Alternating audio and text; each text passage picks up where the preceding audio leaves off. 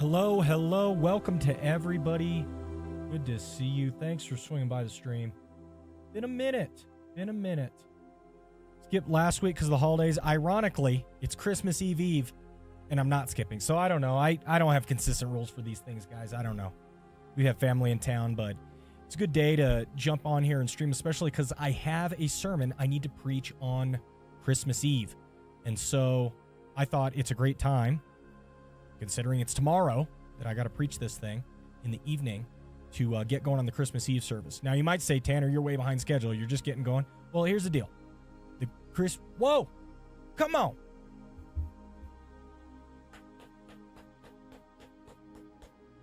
Let's go.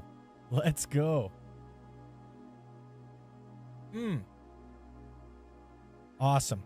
Well, hey, thank you so much, Cal Magic Guy. Incredible. 43 months. Love to see it. And words can't describe how supportive you've been of us. Thank you so much. I appreciate you. God bless you. I hope you're doing well. Awesome. Thank you so much for the resub. What's up, Ping? Good to see you. Welcome.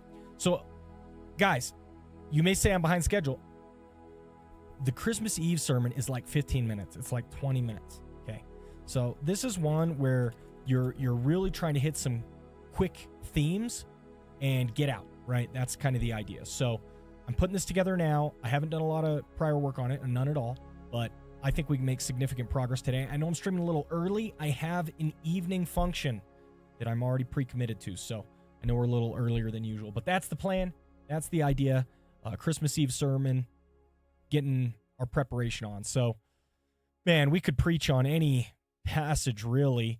You know, we do a lot of reading in Luke on Christmas Eve. We go through a lot of those classic texts just to remind everyone and kind of walk through the liturgy of that. So I could preach Luke, considering we would have just read some of it. That might be pretty cool. I could also take something different. I could take a completely different passage. Obviously, you want to grab something that is relevant to the birth of Jesus, right? The incarnation. But there's really, really a lot of options here. So, I'm not really sure which direction I want to go yet. Pink says, pre-committed to things. One of the troubles of this world Paul talked about. There you go. You mean I can't just do what I want whenever I want to? I got to pre-commit and stuff like that? Yeah, precisely. I'm feeling you, Ping. I'm feeling you. Just got some ice water tonight. But yeah, this afternoon, really. But like I said, I'm going to be heading out a little early, so my normal stream time, I'll be gone. So just streaming early. Let's go ahead and try this. Let's try verses related to the incarnation. I want to start with that.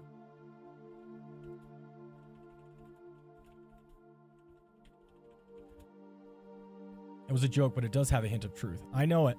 I know you're joking, but to me, you know, it is hard because there's some spontaneity to life too, right? It's probably a healthy balance, right? You got to plan, you got to put things together, all that type of stuff. But you also need to recognize, like, hey, got to be flexible and be in the moment sometimes. So that's probably the challenge, is just making sure you're getting a balance of everything. So related Bible verses, this is Bible Study Youth. I have found that when I'm searching, hey, give me verses on this or that, it often gives me these Bible Study Youth booklets and gives me verses related to certain topics. So these are supposed to be related to the incarnation. And let's see. You can see right here's the incarnation, topic answers, starters. These are very interesting. These are like, they give you little the sorts of things you would do if you were running a youth group, right? They give you like these little icebreakers you can do, or little fun games and different things like that, which is pretty cool. It's pretty cool. Like if you were a young life leader, I would imagine these resources would be absolutely incredible, right? You can see these ones. They're pretty sweet. But I'm not seeing a whole lot of verses on incarnation. You can see it's just grabbing tons of Bible Study Youth ones. We go down a little bit further. Let's get rid of related. I think I've got too many words in there and it's stumbling on them. So let's just go versus incarnation. Let's see. Cal Magic says, guess what? My grandson is visiting with his bachelor's degree in mathematics. Architectural math. Okay. To celebrate, we're going to visit Japan, so we're both learning Japanese together. Tokyo, Disneyland, then off to Osaka and Kyoto. That sounds amazing, Cal Magic. Wow. That sounds like a lot of fun. Cool. Very neat. Is it architectural, or is that a word I'm not familiar with? It might be a word I'm not familiar with. Arctarial. Interesting. Ping. Sometimes things happen just last minute. There you go. Exactly. Exactly. All right. D. Swartz. My niece graduated this spring with a BS. Oh, so there you go. In Octarial Math. She's attempted the test, level 1 time. It's very hard. Okay. Well, welcome, Swartz. Awesome. Good to see you. There you go, Cal Magic. Well, I'm going to have to learn. So what is that particular field of math associated with? Could you tell me that? Celebrating in this economy? Yeah, it's a rough one out there, Ping. Things seem to be slowing down sometimes, huh? Giovanno, what is up? Good to see you. And we've got Sealbon. Welcome. Good to see all of you. Merry Christmas Eve. We're right there. Merry Christmas. That's right. That's right. And all caps on the Christ. Much love. Much love. So good to see you. Thanks for swinging by. Slowing down. It's crashing. We just haven't been told yet. Hasn't been crashing for a long time. I feel like the economy's been perpetually crashing. I do know it's hard for new people to get jobs. They've been cutting interest rates, right? So I don't know. I'm no economics wizard. That's for sure. That's for sure. Octarial math is a discipline that applies mathematical and statistical methods to assess risk in insurance, finance, and other industries. Risk assessment, okay. It involves the use of mathematical models to analyze and manage risk and to determine the likelihood of certain events occurring. Okay, very cool. That sounds like it has a pretty strong application to a wide variety of industries. That sounds like a very hireable degree. Very cool. Nice. Well, congrats to Cal Magic. I hope the Japanese comes along well. And D. Swartz, yes, congrats to your niece. Very nice. They get paid lots of dollars. Hey, I would imagine. I mean, if you've got a big company, right? Let's say you got a big company and you're trying to gauge against your risk and you've got to get insurance and all these types of things, right? I bet a discipline like that is going to go a long ways. Yeah, that's great. Ping, Tanner, I told some friends at church about maybe becoming a lay pastor to get their input. Oh, very interesting, Ping. I mean, what do you mean by lay pastor? You mean somebody who's unpaid? Is that what you're saying? Like, or maybe undegreed? Just flesh that out a little bit for me, because I'm not sure what you mean by that phrase. Bivocational or unpaid. I got you. Yeah. I mean, I'm bivocational currently. I am paid. But I started out just helping out, right? I started out like, hey, let me teach Bible studies. Let me do this. Let me do that. And I was working on my degree on the side, right? So that can definitely be a path forward, right? To try and help out with your giftings in the church while at the same time recognizing, hey, you know, I actually understand that, you know, I'm not fully 100% doing this full time, you know, as a pastor. Right. So, yeah, very cool. Giovanni, Pastor Tanner, what's your favorite systematic theology? Ooh, it's a great question. I've got a lot. Let me, so my all-time favorite, and I like it, Giovanni, because it's a little bit controversial, is actually Robert Raymond's systematic theology. I bought this one in print and referenced it extensively when I was a young Christian. Now, I want you to know there are some who question his take on the Trinity, because he doesn't like the eternal begottenness of the Son in the Nicene Creed, and he tries to offer some alternative perspectives. And there are some who just completely, you know, raked him over the coals and said he's not even a Christian. I don't think that's true. I think they're being a little harsh. And honestly, it seemed to me like Robert Raymond was just kind of advancing, here's something that could be helpful for people who struggle with the Trinity, right? So this is my favorite systematic theology, but know that there's a caveat on his treatment of the Trinity, and there are many people who would not want me recommending it, but that has got to be my favorite. Wayne Grudem is a very accessible one that I think everybody knows about. Oh, come on. Woo, let's go. Thank you, Cal Magic, for the gifted sub to D. Swartz. Thank you. That is awesome. I've got something different going on my audio here. Yep, that's what it is. Let me fix this. Gonna fix that right up. Boom. Shouldn't be a problem now. Yeah, gifted sub. Thank you so much, Cal Magic. That's great. Ping says Air horn button. Oh man, Ping.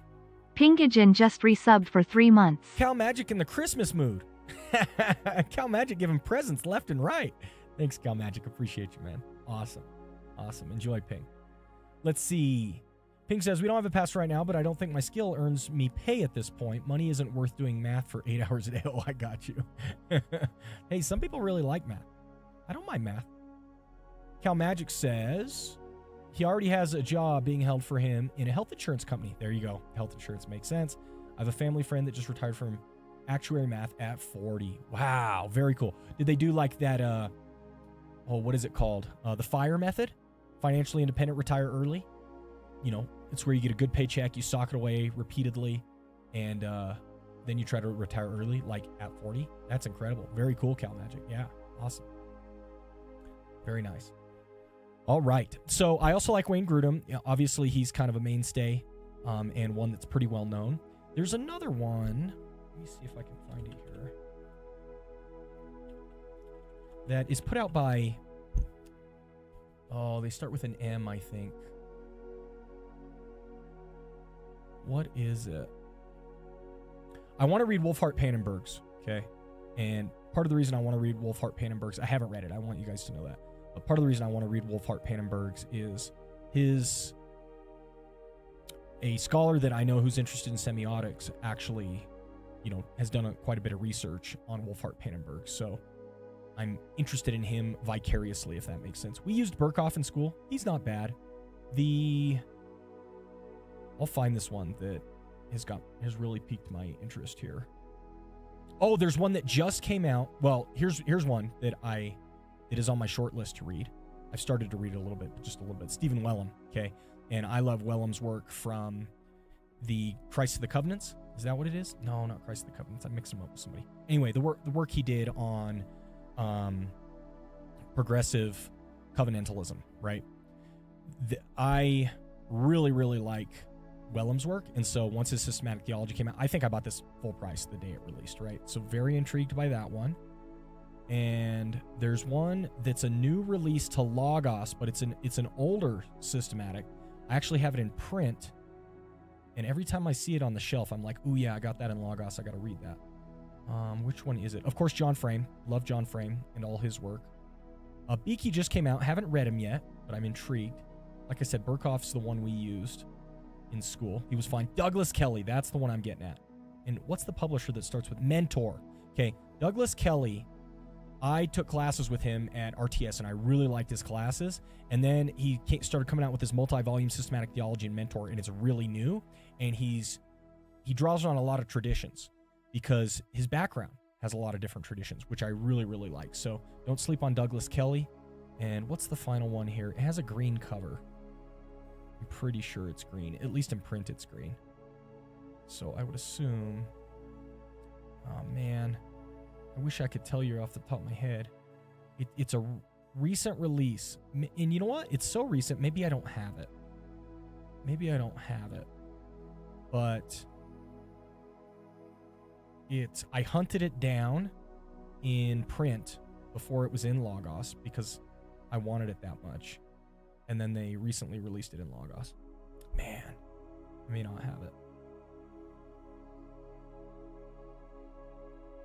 Wish I could tell you what it is. I'm struggling here.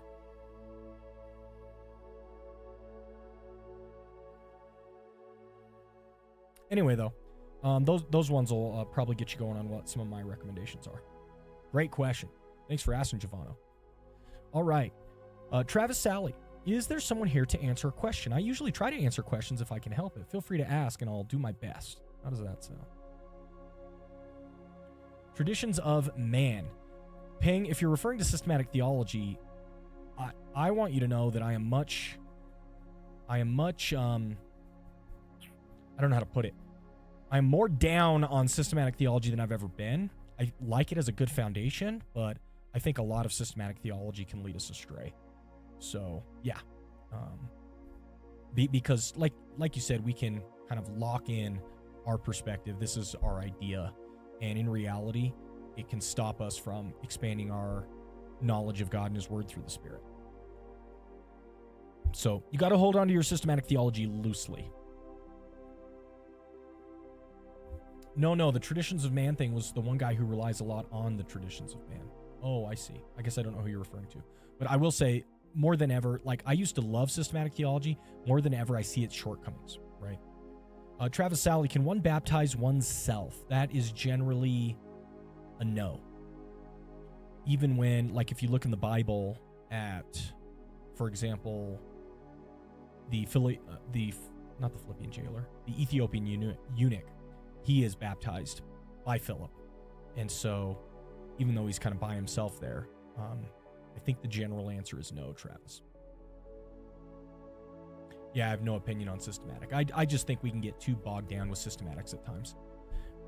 Got to hold our systematics loosely. Helpful, but hold them loosely. That's all I'm saying. All right, let's see. Oh, Cal Magic says, I like Erickson. I'm guessing Miller Erickson because it's more biblical than systematic, IMO. Well, there you go. That's biblical theology is something I'm much more interested in. And I think the church in general, at least in Protestantism, would agree. Because right now, biblical theology is surging and systematic theology is waning, right? So, yeah, very cool. Bible says I compare it to itself and then logic and the reason, but Bible first. Yeah, no, that's a good approach. Good approach. All right, let's keep going here. We're just trying to find... Oh, that's a great way to get verses, is to actually get into a systematic theology and look up the particular doctrine, right? So let's try that real quick. I bet you, if we took Grudem and we went to the section on incarnation,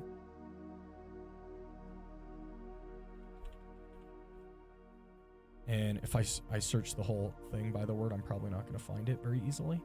I probably need to search. I should probably do it just in the... Oh, actually, here I am. Yeah, I found it. It's right here. So, he's going to say the word incarnation a million times in this chapter, but here we are in the chapter. And now, I mean, look, there's so many verses here where he's talking about it, but he probably has like a list of primary verses as well. The person of Christ, how Jesus is fully God and fully man, yet one person, explanation and scriptural basis, humanity of Christ, and then boom, he's into the incarnation, right? So that's pretty handy. And let's see. You can go by article.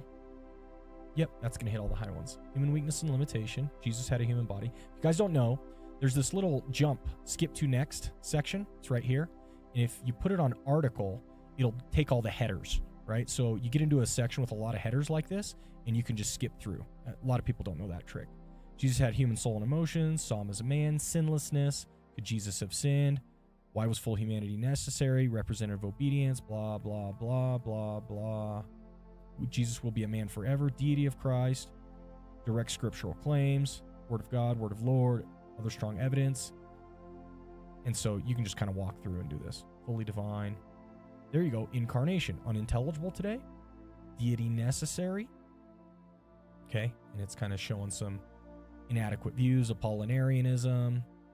Nestorianism, monophysitism, or Eutychianism, Chalcedonian definition. So depends on how in-depth you want to get, right? But this is what systematic theologies are perfect for. What I wanted to go to is the end here.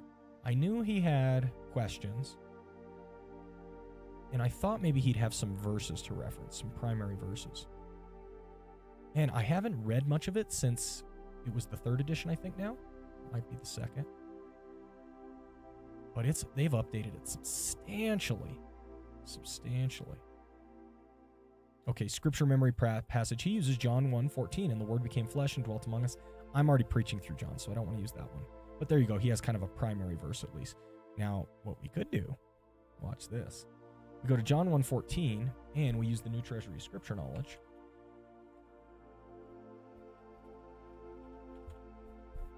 And guys, I know you could just type into Factbook incarnation, and then it'll give you a bunch of verses. I do know that, but I'm just trying to show you how you can utilize some of your other resources and different things like that. So New Treasury Scripture Knowledge gives cross-references. Think that small column in the center of your Bible that tells you, hey, jump here if you're interested, but it's the most exhaustive one I've ever seen.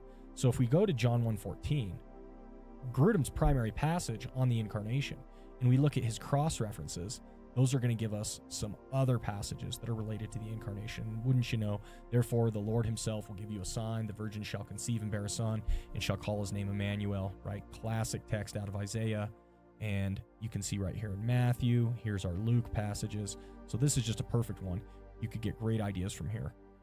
Concerning his son, descended from David according to the flesh, right? We could talk about the Davidic lineage of Jesus and what that means. Declared to be Son of God by power according to the Holy Spirit of holiness, resurrection from the dead, right? So you could easily just grab one of these cross references and utilize it as your primary text. So that's a good option as well. All right, let me catch up here. Cal Magic. John baptized God. Enough said. Yeah, there you go, Cal Magic. Not bad.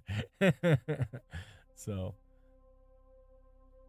Ping says, I don't know what the strategy is called. I would call it rational, logical way to study any topic. Okay, there you go. Well, I think that thinking, being logical and rational, is very valuable, very important. I actually think it might be a very spiritual act to think actively about things. There have been many who have suggested, our lower, baser desires that are more animalistic represent our, fleshly animal nature, if you will. And then the things that animals can't do, i.e. think rationally and critically, represent kind of the divine, right? So, as an in-between creature, part animal, part spiritual, a lot have suggested that. And so I think that's I'm very happy to promote rational, logical consideration. Okay, Travis Sally says this. Did God create heaven and earth for man to enjoy, and then along came sin? Or did God create heaven, earth, and man as an ultimate trap for Lucifer? What came first, creation or Lucifer? God created all things, including Lucifer, right? So, yeah, that's not... Lucifer doesn't exist independent of God. God created all things, right? Trumpet and Sword, look at you. Trumpet and Sword giving us a bunch of Bible verses to reference. Fantastic. Appreciate those. Here, better yet, they say a screenshot for Bible study later. Here, what I'll do. Better yet, I'll copy and paste them all into here. What do you think of that? How do you like them apples? Boom.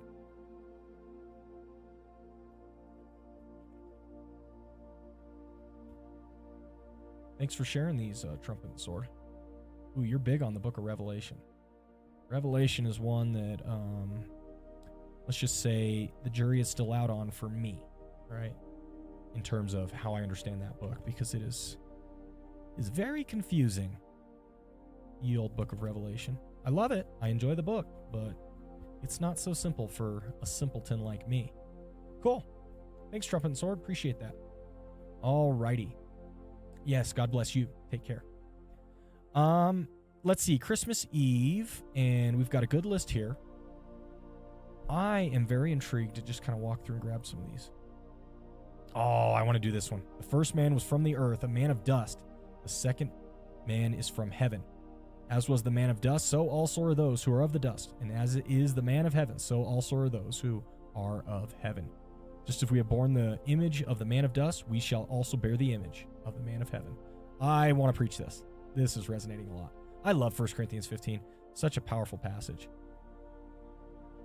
1 Corinthians 15, 47 to 49. That's my text. I'm calling it right now. Locking in, y'all. Locking in. God bless you, brother, and everyone here. Yes, thank you so much, Trumpet and Sword. Appreciate you. Very confusing is an understatement. Yes. Okay. I'm not the only one who's confused by the book of Revelation. Good. Make me feel better. Yep. It's a tough one, y'all. It's a tough one. Not easy.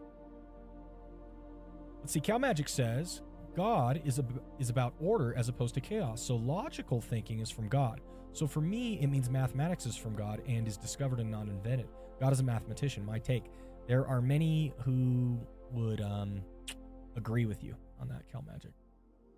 That kind of that mathematical,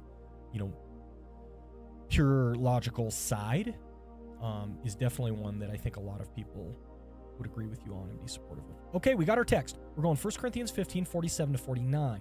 Now, let's hit up the passage guide. And see where that takes us on this this journey. 47 to 49. And we're off. Boom. Ping says, the fact that the world is ordered proves God's existence. The God of the Gaps argument is fundamentally flawed to apply to the God of the Bible. Oh, I see. Yeah, I used to be very passionate about, these typical arguments between atheists and Christians, but I'm like, they're beside the point now for me. I don't know. I've changed a lot on that issue. So, let's see, Travis Sally, I'm not sure that was an answer. Yes, God created all, but angels existed before man. Yes. So, the vast majority, Travis, would say that God created the spiritual heavenly realm, and then he created the earthly physical realm after, right? And so, we don't know exactly when Satan fell. He could have fallen prior to Adam and Eve due to pride. Some think that in the garden, that's when he actually falls. And then some think he falls like after Adam and Eve are created, but before he gets in the garden and tempts Eve. So, I saw Satan fall like lightning, is what Jesus said.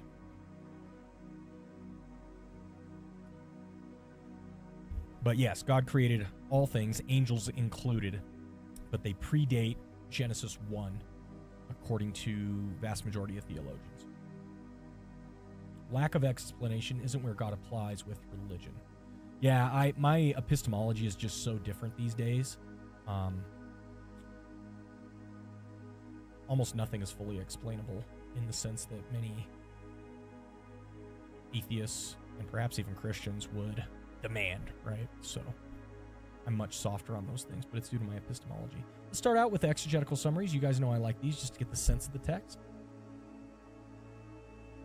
So these are very specific. I will probably want to come back to these at some point, dig into the actual grammar itself.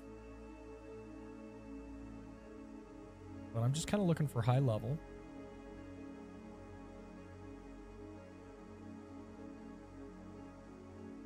What is the similarity between earthly man and earthly people? The similarity is in the fact that both are subject to death and decay. There is also a similarity in the sinful condition of both. Okay. So we could even start making a little bit of a list here. Death and decay, sinful condition.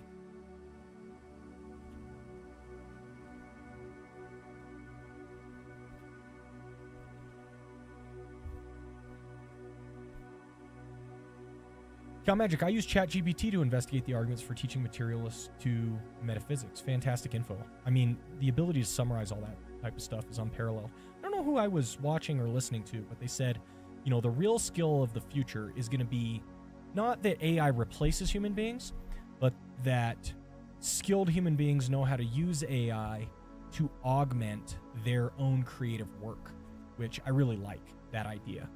And that's kind of what I do here, right? When I utilize the AI features in Logos, I am just using it to augment my creative work, to help me get to information quicker, summarize information faster, etc., right? Hello, Arsenal. Good to see you. Welcome. Thanks for swinging by. Sinful condition. Okay. Both bodies come from and return to the earth. The similarities are that both are made of earth and are controlled by the soul. Similarities are that they're both natural and animated by the soul. Okay. So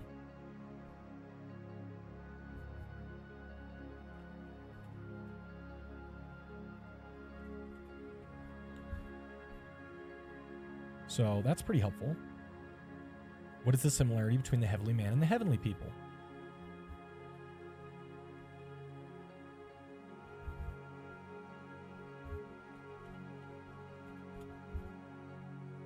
The similarity is the fact that both have or will have resurrected heavenly bodies.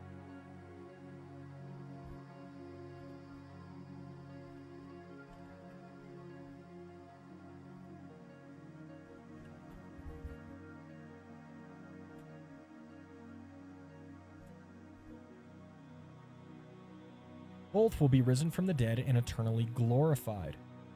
There's also similarity in that they both now have similar characters. Both are now spiritual and heavenly.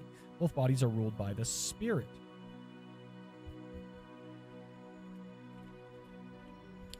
Wonder if there's an implied difference between spirit and soul here. At the resurrection, both beings will be completely full of heavenly glory.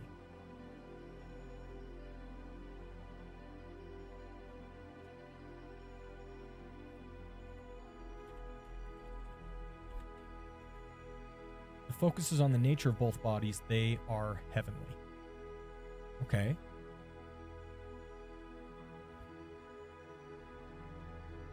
Risen from dead might go in here too.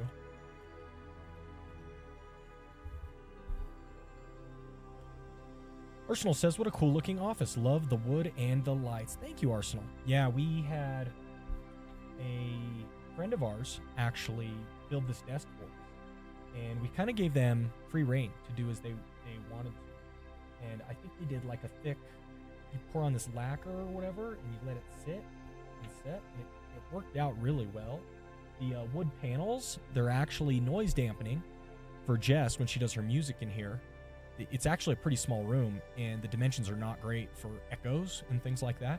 So given that I record in here and Jess records, you know, industry standard music in here, we had to get the noise dampening panels. So you can see there's the soft cloth ones, and then there's also the wooden, right? And that's what those are. And then the lights, you know, were picked and installed. They've got different settings. You can do different colors, stuff like that. So it's a pretty nice space. It's a pretty nice office. I use it a lot, and Jess uses it as well. So we're pretty blessed. Okay. Earthly, heavenly. Good to go on that. Verse 49. To whom does we refer? We will bear the likeness. Is the focus on the resemblance of body alone or on moral character as well? The focus of the resemblance is on body. This kind of verse is part of the answer to the question of 1535. With what kind of body will they come? The body will be appropriate to spiritual existence just as the physical body was appropriate to a natural existence. Paul's intent is to answer the objection to the resurrection that was based on the idea that the resurrection bodies are the same kind as natural bodies. The resemblance will not only be in appearance, but also in similar abilities and functions. The similarity will not only be in appearance, but also in a manner of existence. We will have a heavenly body like Christ's. I mean, you could see what he does here is he's referencing a lot of the different commentaries on this, and you can see there's a wide range of answers, right? Wide range of answers. The focus of resemblance is on body and moral character. The subjunctive reading must be original, and as such urges the Corinthians conform their behavior to be like the heavenly man's. Paul's point is both that they will be like Christ at the resurrection, but in their present existence, they should also be like him in their daily living. Okay, so we're going to need to look that up, the subjunctive here, because looks like several commentators, or maybe just one, hinges their interpretation on that. Icon, image, icon, right, includes the whole person, not just the body. And Galatians 3:27 indicates we should be like Christ in our behavior. Icon includes resemblance both in spiritual body as well as moral character, and God's purpose for us that we be made into the image of his Son. I'm going to grab this whole section because this could be worth preaching in its entirety, right? And again, not too in depth here. We are doing a Christmas Eve sermon and have a lot of unchurched people, okay? A lot of people who don't come to church regularly. We're going 15 minutes, 20 minutes max. So it could be tempting to just go super in depth here. Not the plan. Not the plan. Cal Magic, is the passage critical of the Greek-Roman idea of physical being evil versus spiritual good? I know what you mean, right? It's typically attributed to the Gnostics that they had such a dualism as to sharply separate physical and spiritual at this point, and essentially associate everything evil with physical, everything good with spiritual. And it's commonly said that that position is not the biblical position. Looking at the text itself,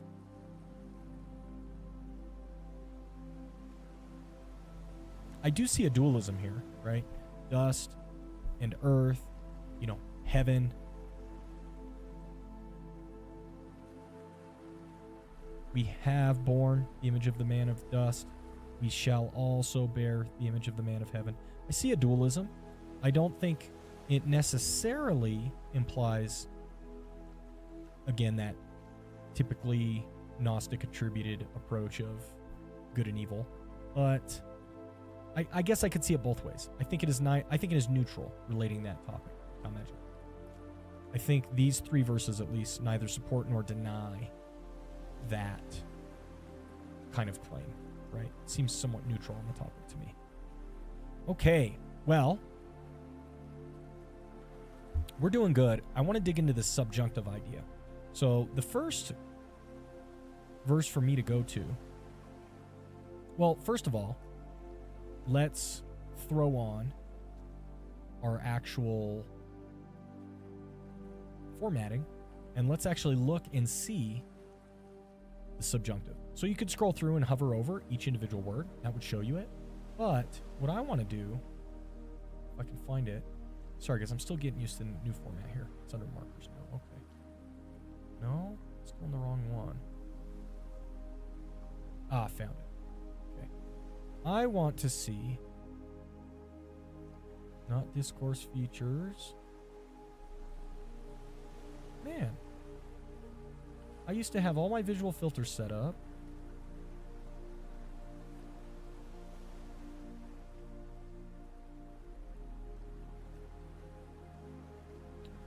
It's gonna take me a minute, guys.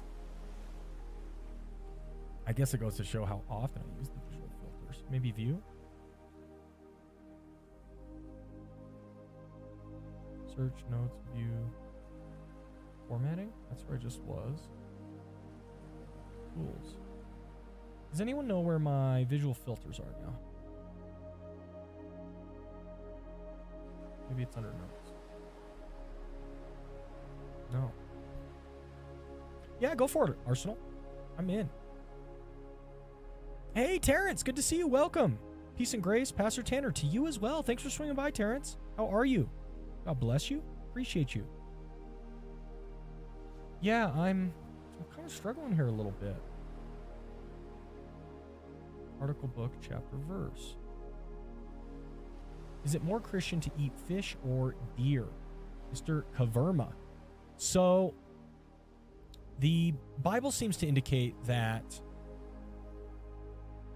after the flood, it's appropriate to eat all, right? Animals are now given to us for food to eat. Now, Israel had some stipulations on the sorts of animals they should not eat, including pigs and others. And so to this day, there are some religious groups that won't eat certain animals. I would say it's not God's original best, if that makes sense. Like if you look at Genesis and you look at the Garden of Eden, etc., I don't think killing and eating animals was in the original playbook, if that makes sense. It came into play through sin. But if you do read in the Bible, God clearly allows it, right? So it's like we brought that in, and then later on, God, after the flood, he allows us to eat both deer and fish. I will say, I have read from one author, I don't know if there's any validity to this, but I have read from one author that they say eating fish is spiritually preferable to eating deer, right? But again, we're kind of splitting hairs at that point, and the situation in which we find ourselves currently in redemptive history is one in which God has allowed us to eat a wide variety of animals, right? I don't think it's God's original best. I don't know what heaven is going to be like because, I got to admit, right? I love the wide variety of foods and cuisines that we have, including all of the meat that's involved. But you got to wonder if slaughter of animals was original on God's original bingo card, if that makes sense. It seems to me he's adapting to our situation as human beings. Of course, God knows the end from the beginning. He knows all things, da-da-da. But it seems to me if you read from Genesis 1 through 7, that it's kind of a regrettable adaptation in our current situation that we're eating animals. But I don't think our bodies... veganism and vegetarianism is really hard on the body. I read an article the other day, or at least saw a link, that a well-known vegan influencer who only ate fruits and vegetables died of malnutrition. They ate only fruits and vegetables for 3 years, and they died of malnutrition, right? And so, and look, I'm not a nutritionist or a scientist or anything like that, so take everything I say with a grain of salt, but it seems to me that our bodies have evolved such that, and our cultures are such that we need meat, right? Like, I think it's an unfortunate reality at this point. I wonder what heaven's going to be like. Very interesting. Mr. Kaverma says, my wife is saying deer is more better because it has blood and fish doesn't. Interesting. Yeah, I don't know about their physical makeup. So, don't know about it in one way or another.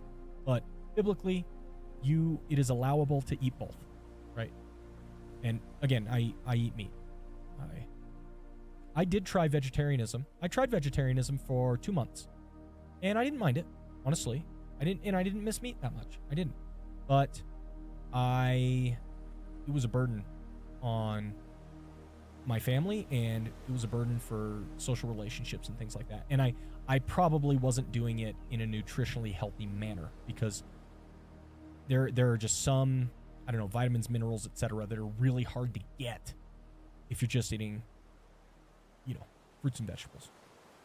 What about plant medicine? Is permitted? I would think so. The Bible doesn't really have much to say about it. All right, catching up here. Cal Magic says, I usually don't attend Christmas Easter services to make room for any unchurched. We have traditions at home to bring the meaning of the holidays home to us. It's my job to read the relevant scriptures, and we all love it. We also do it for Thanksgiving. That's really cool, Cal Magic. Yeah, there are a lot of people who go especially on Christmas and Easter, so that's a really interesting thought. We get the whole town show up, right? So, yeah, very cool. Very cool. I like that. I'm exaggerating. Obviously, not the whole town shows up, but a lot of people come who wouldn't normally come, right? Let's see. Arsenal says, I have some unbeliever friends tell me, if your God is crazy enough to punish his own son in that way, I'm not sure if I want to follow him. My question is, do we see cross as like a penal substitutionary atonement, or is it something else? I'm now having trouble sharing the gospel now that my friends have introduced it to me this way, because I've never thought of God hurting his child. Yeah, the way I think about this, there are different approaches or explanations. I know, like off the top of my head, there's the penal substitutionary atonement method, which you are talking about. There is also the Christus Victor approach. Let's just look up various. I want to say there are like 6 explanations or something. Various explanations of the atonement. I bet there's a book called like 4 Views on the Atonement, or 6 Views on the Atonement, or whatever. I love these books. Nature of the Atonement, 4 Views. 5 Views on the Extent of the Atonement. That's going to be different. Perspectives on the Extent of the Atonement. Extent is, who does it apply to? It's Calvinism versus Arminianism and limited atonement arguments. Christus Victor, like I said, that's one method I'm aware of. Atonement law, justice, violence, hostility, etc. Really good. I like Hans Boersma. I haven't read that one, but I need to. Yeah, let's just look at this one. 4 Views. So I'm guessing Christus Victor and penal substitutionary are in there. Yep, Christus Victor, penal substitutionary. They also have the healing view and the kaleidoscopic view. I'm guessing the kaleidoscopic view says that it's multiple, and that's the direction I would go, Arsenal. I would say that for me, the atonement is so big that it's doing so much that it's not just like one thing or another. So I don't know this to be true. Let's see what Joel Green says. I've read a book by Joel Green, and I'm familiar with his work. So there you go. On its own, no one model or metaphor will do when it comes to the task of articulating and proclaiming the significance in the world today. So he's essentially saying Christ's atonement is multifaceted, right? And I would tend to lean that direction. So if you call it the kaleidoscopic view, I think that's fine.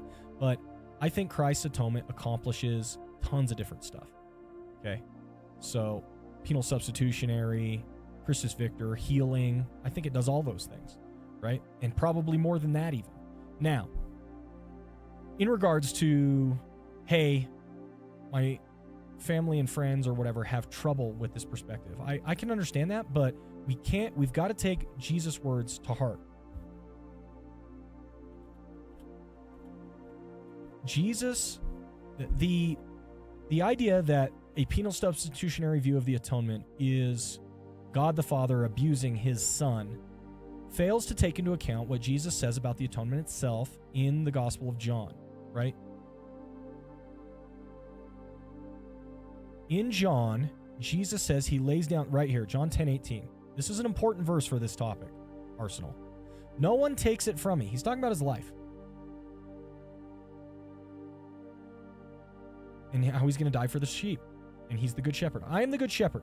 I know my own, and my own know me. Just as the Father knows me, and I know the Father, and I lay down my life for the sheep. He lays it down.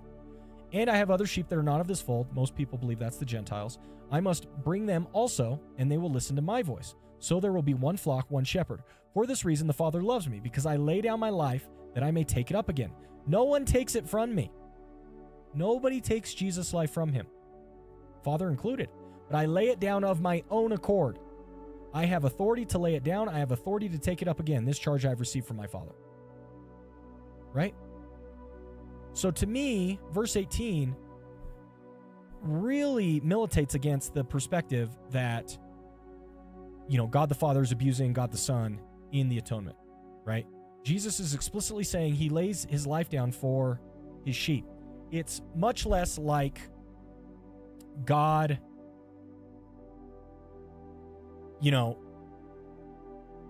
abusing or attacking his son, and much more like somebody jumping in front of a bullet for somebody else. That's what Jesus does.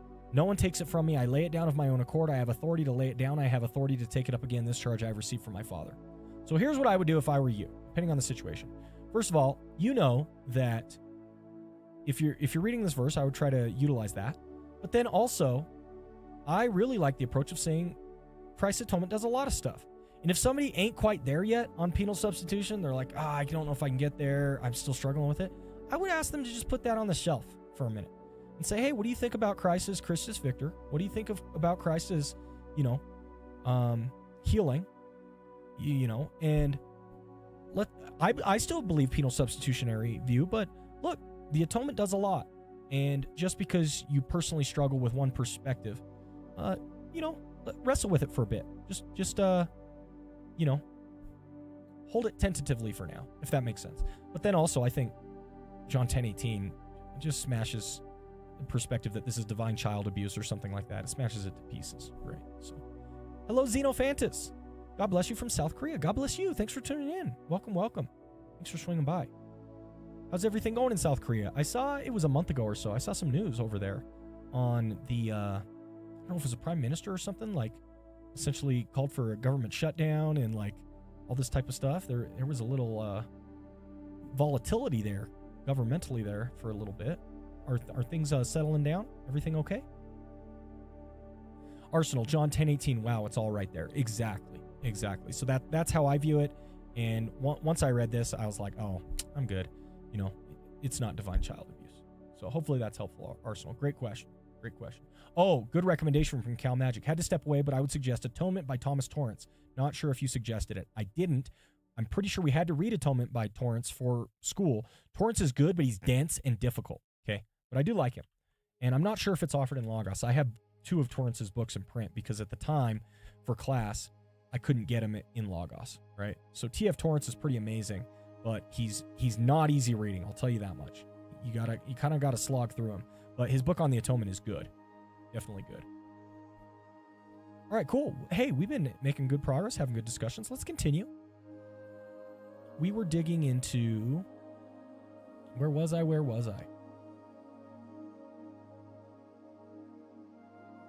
Just trying to get my bearings again.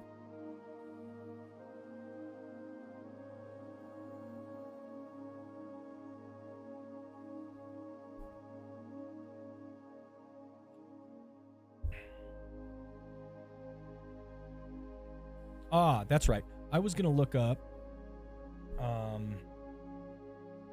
there's a book. I'll find it here. I was going to look up to see if there are textual variants at this point. Yes.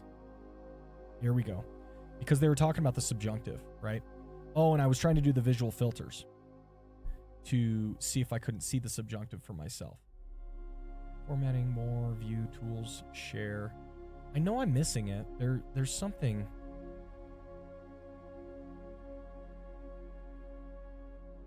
I know I'm missing it. I used to have all my visual filters to where I could just grab them. And I'm not seeing them here. I'm just not. I found them. There they are. So they're over here under this one. It's show visual filters right there. Okay.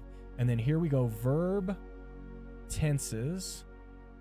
And I forget if subjunctive is a mood or a tense or a whatever. So let's pick a verb.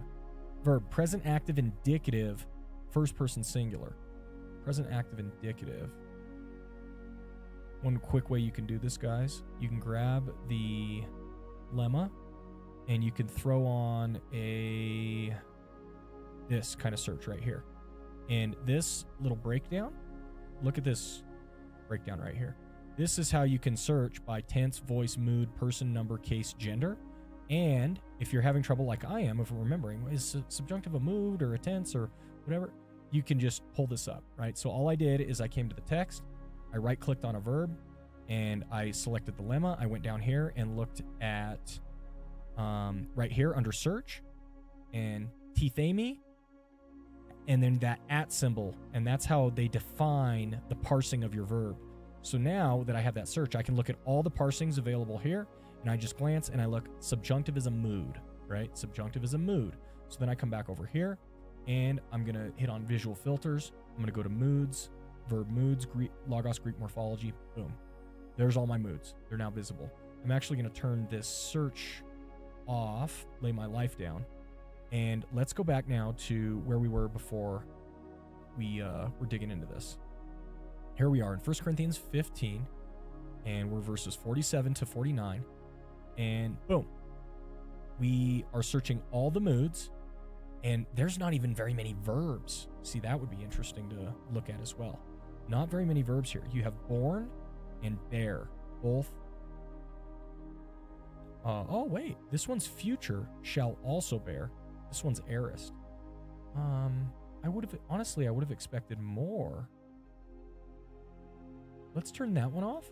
Turn off the moods, and let's go all New Testament verbs. Yeah, look at that, guys. So few verbs.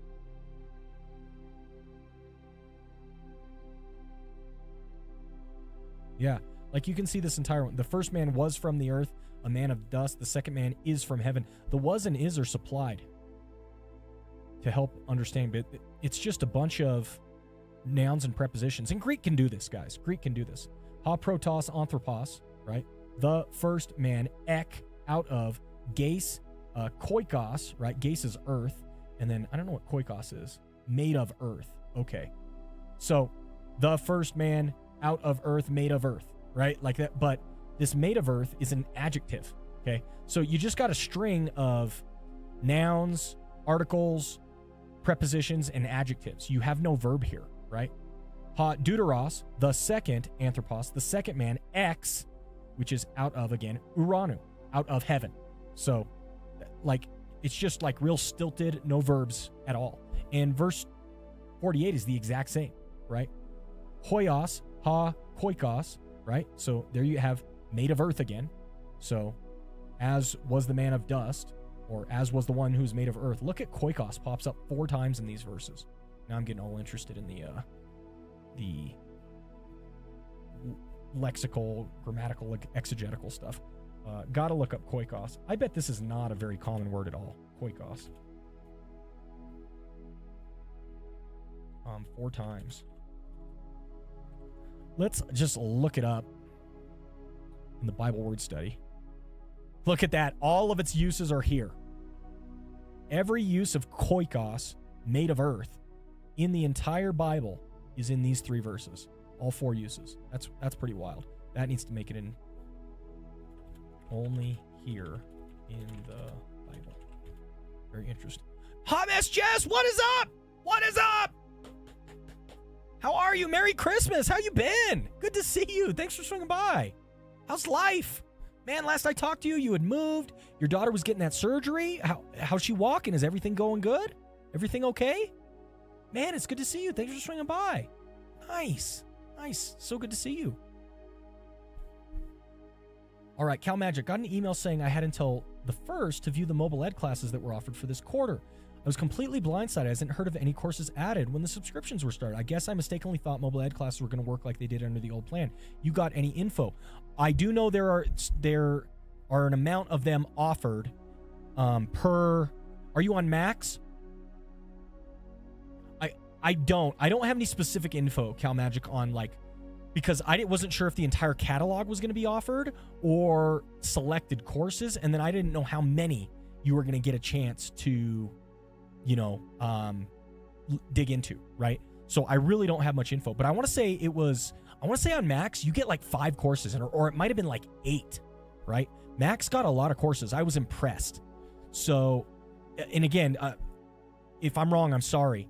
But that's kind of my understanding. That's my perspective, right? Is that Max was getting a lot, but I haven't heard of anything recently. Hot Mess Jess, oh my gosh, that feels like another lifetime ago. Yes, she's got a clean bill of health now. Fantastic. Praise God. No more surgeries. I'm working at a school for adults who didn't graduate high school. Well, great. Man, and you guys were loving, I know you had moved. You guys were loving your new city, right? Isn't that a lot better than where you were before? Yeah, Merry Christmas to you. Fantastic. What a great surprise to have you swing by. Oh, I hope you guys are doing well. That's great. Good to see you. And so here in verse 49, this is where we're getting our only verbs, right? Born and bear. And it's aorist born and then future bear, which is very interesting. So verse 49 are the only verbs.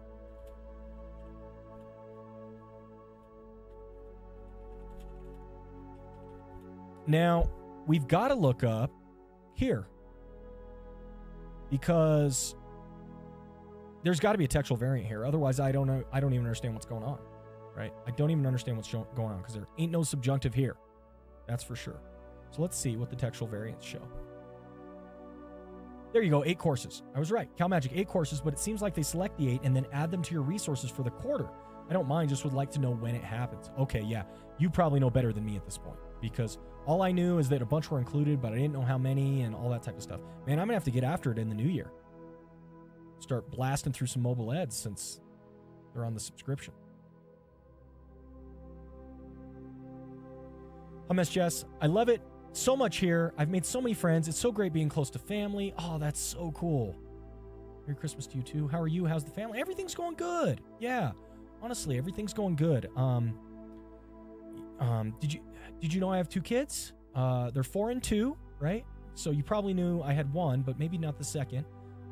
That pregnancy was tough. Jess is doing a lot better, since that. And our daughter, we had a real scare with her. You got a little girl now. Yep, exactly. And we had a real scare with her at the beginning of the year. She came down with, oh man, what is it?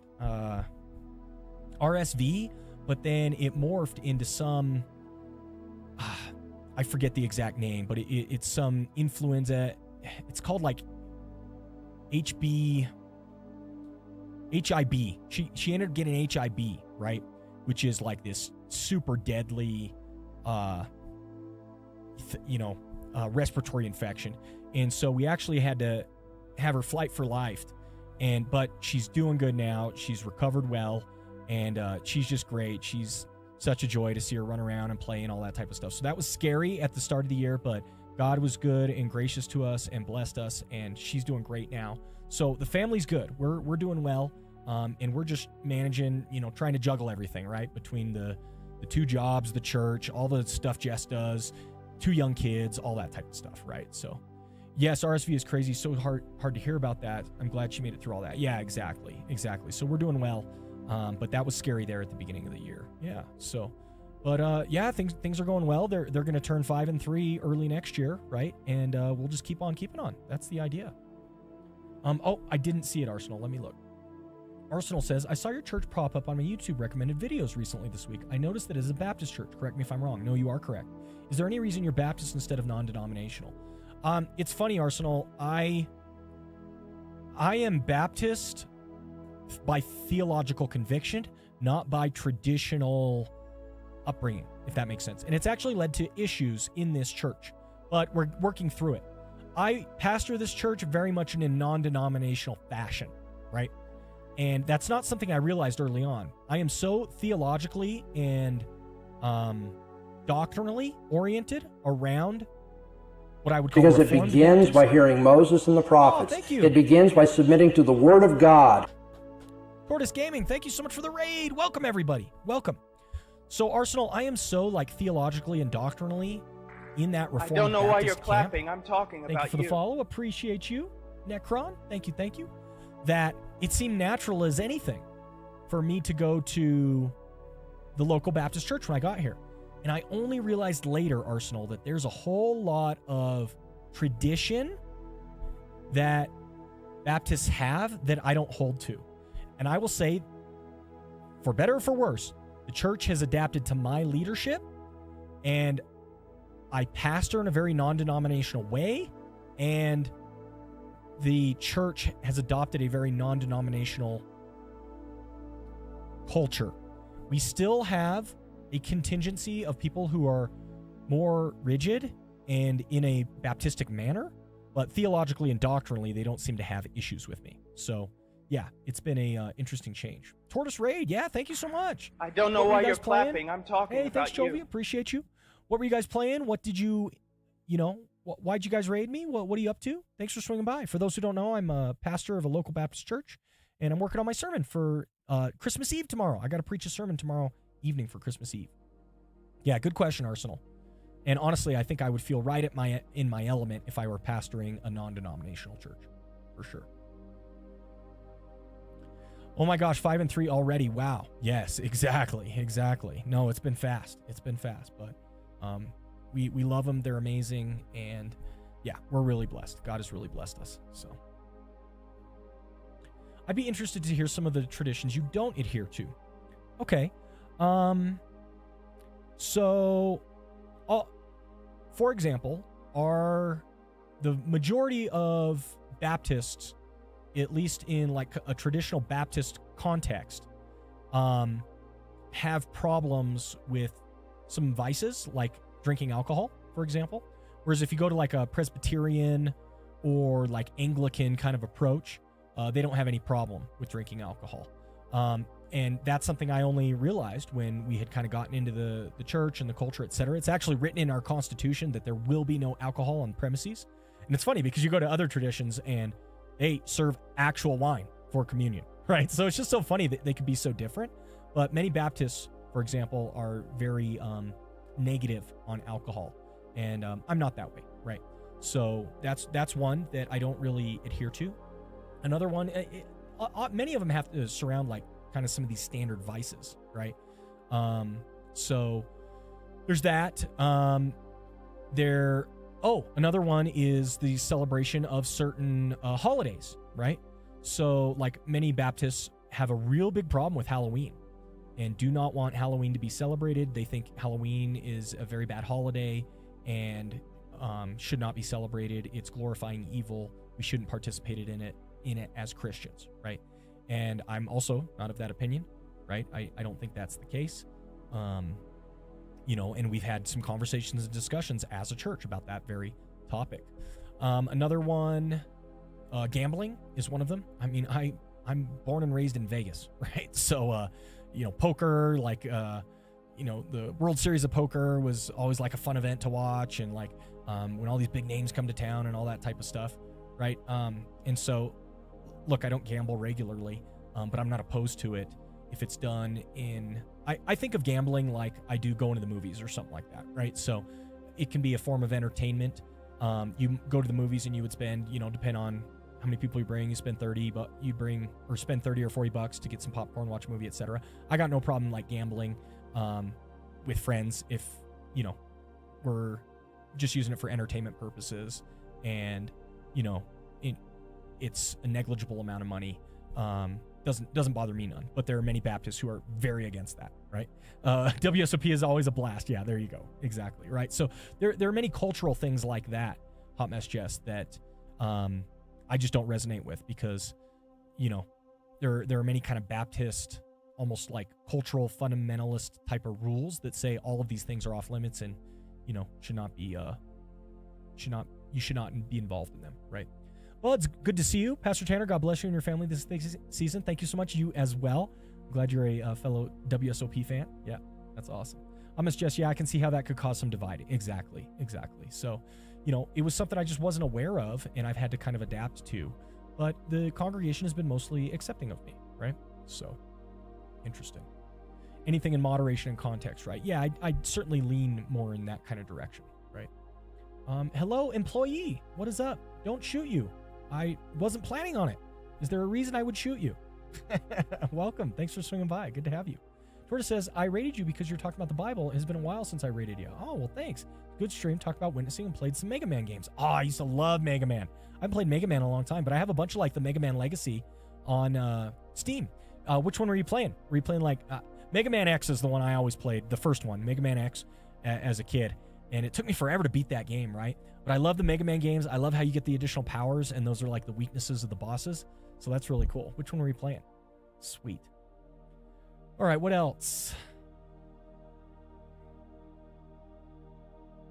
Bud says, I can play in a $25 poker tournament and have hours of enjoyment, win or lose. There's a perfect example, right? And I would think that's perfectly reasonable. I will say this, like, gambling as an industry is detrimental to many, many people in society, right? And I think that's a problem. There are people who get addicted. They ruin their lives gambling, right? You know, so I understand there are absolutely problems associated with gambling. But for me, it's a nuanced topic, right? Cal Magic, what do Baptists do with drawing lots and similar practices? Yeah, very interesting. It depends on how fundamentalist your Baptist group would be, right? But I think for the most part, like, at least in our church, like very benign, like, I don't know, little lotteries and things like that, I think they would be fine with. If you're referring to like in the Bible, I don't know. I haven't heard a Baptist treat those topics, right? Yeah, that would be interesting to look into.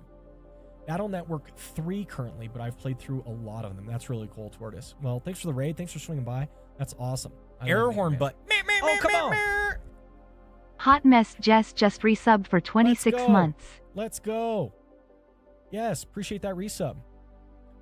All right. Thanks for the gifted sub, buds. Appreciate you. Let's see, Derek. I'll be purchasing my Logos library soon. Thanks for all the videos on the topic. My pleasure. You live on Twitch as well. Yes, I multi-stream to Twitch and YouTube simultaneously. So, yeah. Welcome, Derek. I'm glad the videos are helpful. Let me know if you have any questions. Which packages you're considering or different things like that. I can try to help. Cool. Hot Mess Jess, a coworker of mine is a new Christian. He's very easily influenced right now. His mentor told him to remove anything that has nothing to do with Jesus in his life. He has taken it very literal to the point where he burned all of his son's Pokemon cards because it is summoning creatures. Perfect example. I'm not sure he's a Baptist. I wouldn't be surprised if he is. See, that's the sort of thing. Yep.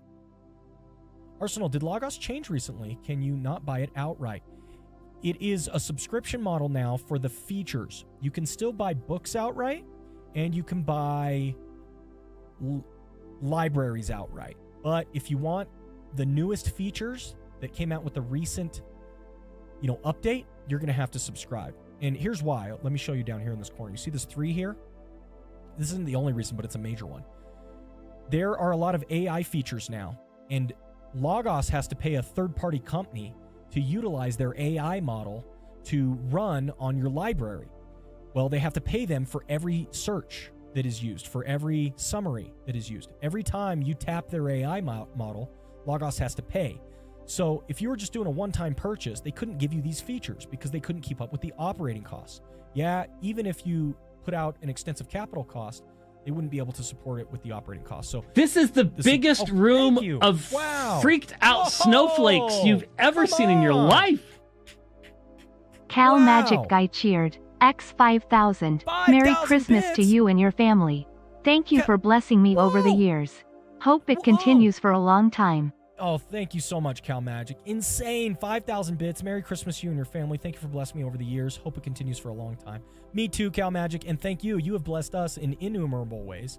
We love you. We appreciate you. Thank you so much. God bless you. And yes, Merry Christmas to you as well. That is hot fire indeed. Hot fire indeed. And so what they've done is they've put together a model that can support the ongoing operating costs of AI features and things like that, right? And so they give you, depending on the level you subscribe at, they give you a certain amount of monthly AI credits. They give you those features. And then, depending on how much you use those AI features, it just lets you know. You can see my credits will renew in a couple weeks. And right now I've only used 5%, right? So I've never come close to hitting the limit, but I'm on the max level, which has the most. So it's just for each individual user. Yeah. So there you go, Arsenal. That's the new model. Awesome. Oh, man, you guys are amazing. Bud says, Tanner on YouTube is amazing for anyone that doesn't know. Much love to you, Buds. Appreciate you. You guys are awesome. Let's dig into this textual variant. Okay, we learned that there is no subjunctive here in the ESV. So they at least deem that there's not a subjunctive here. Let's look. Verse 47 and 49 both have textual variants. We need to dig into this because this is we're only preaching 3 verses. And when 2 of your 3 verses have textual variants, you need to note it, right? So let's just put this down real quick. Textual variants. And right here, Westcott and Hort, Nestle Aland, Ha Deuteros, Anthropos, Ex Uranu. And so this is second man from heaven. And again, I told you the is supplied. This is the majority of manuscripts, and therefore it looks like also the majority of translations run with this one. Okay. So you got your Sinaiticus here. Vaticanus, okay. And then you've got various, other uncials. And does it look like any papyri here? I don't see any papyri here, but there. Oh, well, here's why then. Look at that. P46 is probably throwing a monkey wrench in here because it reads different. And the papyri are generally accounted for pretty early, right? So here you've got a second one. And this is Ha Deuteros Anthropos Ha Kurios Ex Uranu. So it just adds the Lord from heaven. Okay. Oh, and this one has it as well. 630 Marcion, the Lord from heaven. So both of these are some form of the Lord from heaven. And that's what the King James and the New King James read. Some of my congregants use the King James, so I might need to note this. The second man, the Lord from heaven, right? Instead of the second man is from heaven, okay? So I might need to note this because it's KJV.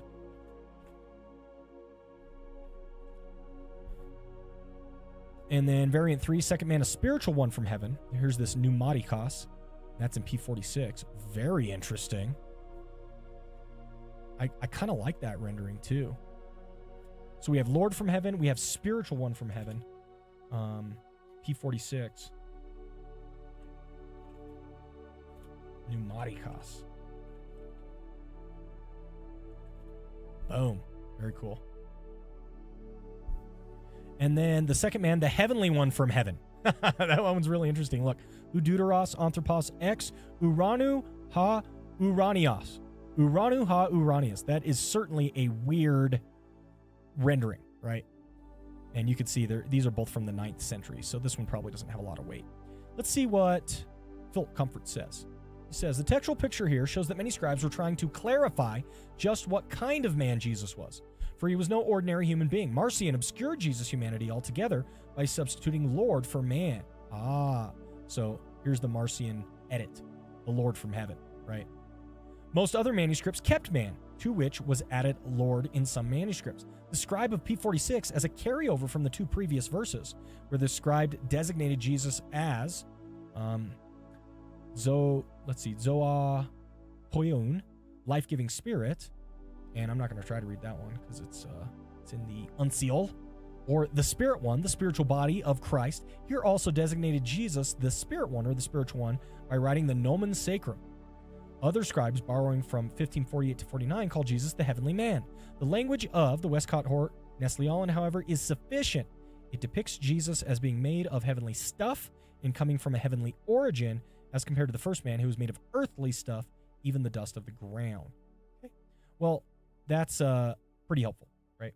So I'm going to just put this in my notes. I find Philip Comfort's summaries to be very helpful, and I think this mostly explains that variant, and really it's not getting into subjunctive or not. I'm guessing the next one will be all about our subjunctive issue. Cal Magic says, have you ever talked or had a one-off of the importance of the Qumran scrolls? I have not.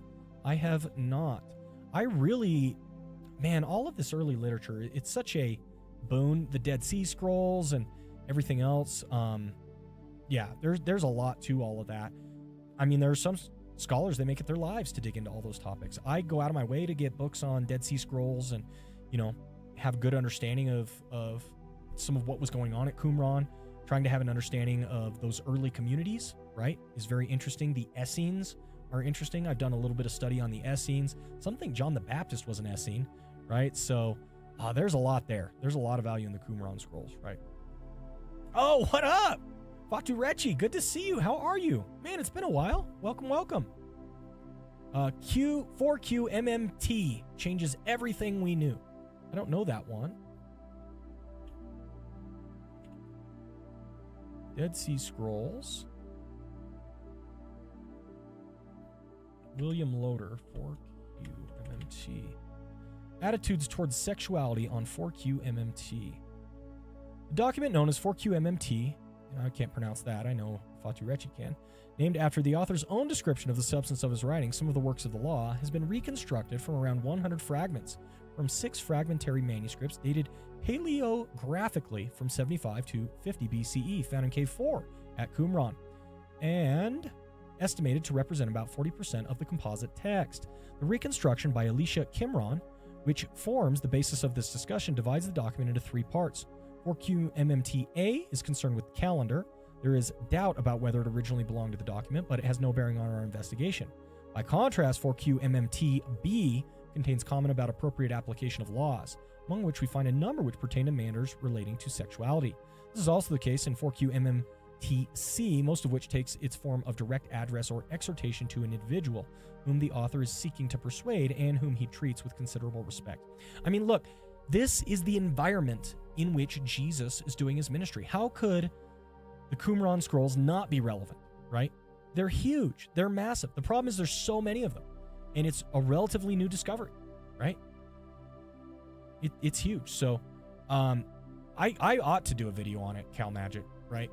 Because there's a crazy amount of information. And to your point, I don't know about this document, but when Fatu Rechi says 4Q MMT changes everything we knew, that might not be an overstatement, right? It might not be an overstatement. It isn't the content, it's the way they wrote. The Essenes were writing to the Sadducees. They were writing like the Pharisees. How we understand the discussion between them has changed because of 4Q MMT. Well, that sounds huge. That sounds huge. So there you go. You know, this is the context. We talk about Second Temple Judaism, right? And there's a huge discussion about Jesus, Pharisees, Sadducees, right? And of course, the priesthood at the time, you know, and all of the political machinations that were going on. This is right during the time when Jesus was ministering. So the discovery of Qumran is absolutely massive. And the Essenes, like I said, some say John the Baptist was an Essene, right? I wouldn't be surprised. I don't know, right? So anyway, it's crazy. Yes, those are really important discoveries, Cal Magic, and it really influences, how we understand some of the earliest writings, right? So, Fatu Rechi says, I think it's the biggest divine revelation of our time. Well, there you go. That's a strong statement. But Cal Magic says, I think the church needs to realize how we moderns understanding the Bible changed with the discovery. I remember in the 60s, the excitement in our church about the discovery. Yeah, there you go, right? That's 100%. That's 100%. The problem is it's such a big topic. There's so many scrolls. There's so many manuscripts, right? So, anyway, pretty cool. Yeah, this looks fascinating. I could spend my entire life studying Dead Sea Scrolls. The problem is I just don't have enough time. The scholarship has only been coming out in the past 20 years. That's right. I mean, a lot of the earliest stuff was the cataloging, trying to get everything in its right under, just the cataloging, documentation, all that type of stuff. Much less like the reading, studying, understanding, all that type of stuff. So, no, it's big. I agree. I'm not opposed to that. Okay, let's dig into our textual variants here. I've been going for almost an hour and a half.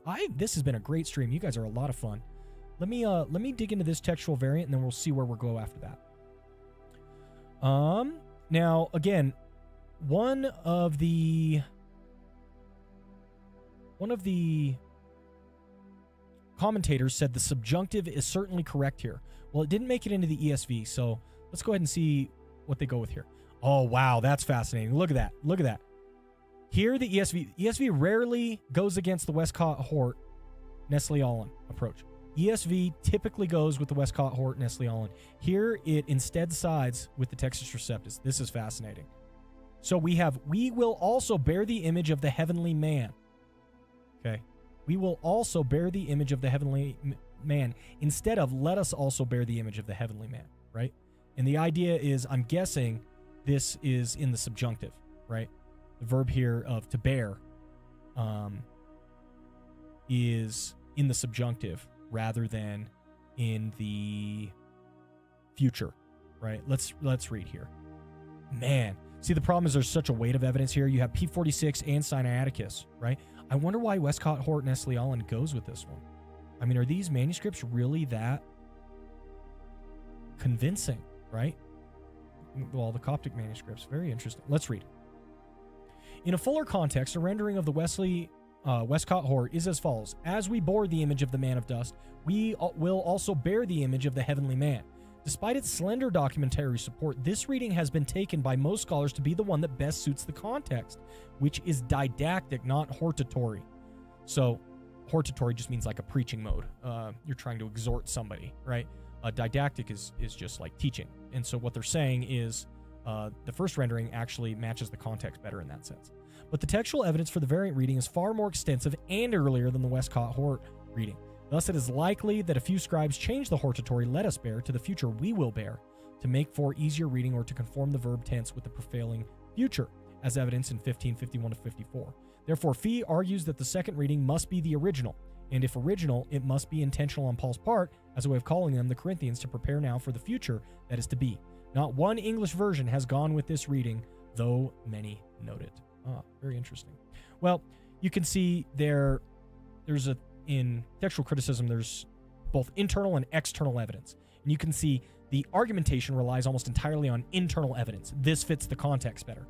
When in reality, all of the external evidence seems to point the other direction, right? So it's very, very hard to make your case on internal evidence alone, right? So, okay, good to know. And honestly, I don't think it fundamentally alters the conclusion. Even if it's not a subjunctive here, I think it's still, teaching that we need to live like Jesus, right? Which is good for all of us.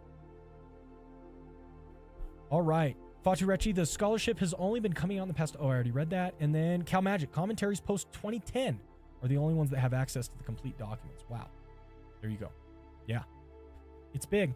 It's big stuff, guys. Okay.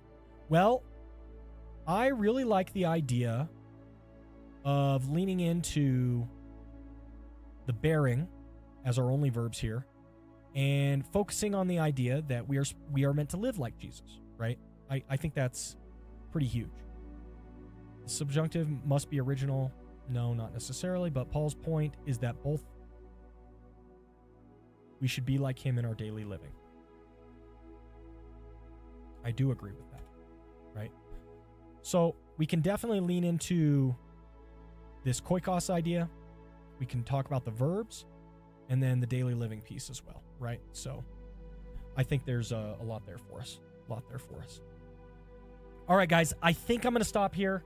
Like I said, about an hour and a half. I really enjoyed the stream. You guys are awesome. This was a lot of fun. So good to catch up with a bunch of people we haven't seen in a while. So fantastic. It's good to see you, Jacob. And yeah, Hot Mess Jess jumping in here. There were subs flying around everywhere. You guys are great. Really appreciate you. And yeah, so anyway, I'm going to go ahead and take off. Like I said, we got a function later this evening. I'm going to record a Patreon vlog for you guys that don't know. If you just subscribe to the Patreon, I do a vlog weekly. And I didn't do one last week, but I do one most weeks. And so I'm going to record that, get that up on Patreon.